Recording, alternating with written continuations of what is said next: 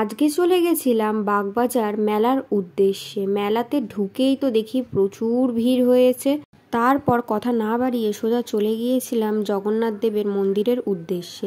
ভেতরে ঢুকেই দেখি চারপাশটা খুব সুন্দর ফুল দিয়ে সাজানো হয়েছে, তার সাথে প্রভুকেও খুব সুন্দর করে সাজানো হয়েছিল এবং মন্দিরের বাইরে প্রসাদ বিতরণ হচ্ছিল, যার জন্য প্রচুর লাইন পড়েছিল। তারপরেই চলে গেলাম এই সাজাগোজার দোকানে, যেখানে 30 টাকার মধ্যেই সব জিনিস পাওয়া যাচ্ছিল।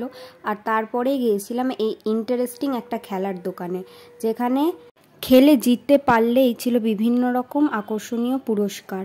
তারপরেই দেখলাম যে বিভিন্ন মকটেলের দোকান বসেছে, সাথেই ছিল প্রচুর রাইডস। তার মধ্যে থেকে আমরা একটা বিশেষ রাইডস খুঁজছিলাম, যেটা পেয়েও গেছি। সেটা আর কিছুই না, নাগরদোল্লা।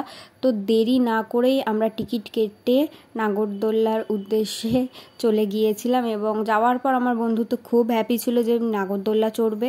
তো তারপরে আমরা নাগরদোল্লায় উঠে পড়েছিলাম। তারপরে দেখো কি হলো। হেবি মজা লাগছে ভাই আমার চড়তে, তুই যাই বল। আমার কতটা গাঢ় ভাবতে পারছি, আর তোর মুখটা। তারপর চলে গিয়েছিলাম কানের দোকানে, যেখানে প্রতিটা কানের 100 টাকা করে বিক্রি হচ্ছিল। নেক্সট চলে গিয়েছিলাম এই খেলনার দোকানে।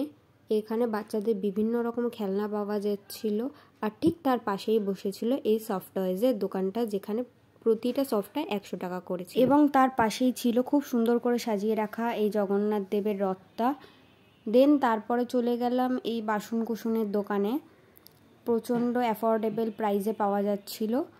তারপরে পুরো মেলার ভিতরে তোমরা দেখতেই পাবে প্রচুর বাচ্চাদের জিনিসপত্র বিক্রি হচ্ছিল, খেলনার থেকে শুরু করে সব কিছুই, আর প্রচণ্ড কম রেঞ্জেই পাওয়া যাচ্ছিল মোটামুটি। তারপরে চলে গেছিলাম আচারের দোকানে। তারপর গাইস চলে গেছিলাম একটা ইন্টারেস্টিং দোকানে, যেখানে হোলসেলে সব কিছু বিক্রি হচ্ছিল। তোমরা দেখতেই পাচ্ছ 10 টাকায় সব কিছু বিক্রি হচ্ছে। তাই দেরি না করেই আমার বন্ধু সেল থেকে কিছু জিনিসপত্র কিনে নিচ্ছিল। তারপর আমরা চলে গেছিলাম এই আংটির দোকানে, যেগুলোর স্টার্টিং প্রাইস 30 টাকা করেছিল, আর এই গলার হারগুলোর দাম ছিল মাত্র 100 টাকা করে। আর মেলায় আসলে যেটা দেখা যাবে সেটা হচ্ছে স্পাইরাল পটাটো। তারপরেই চলে গিয়েছিলাম এই থালা বাসনের দোকানে, যেখানে খুব সুন্দর সুন্দর কাপ গ্লাস এগুলো বিক্রি হচ্ছিল।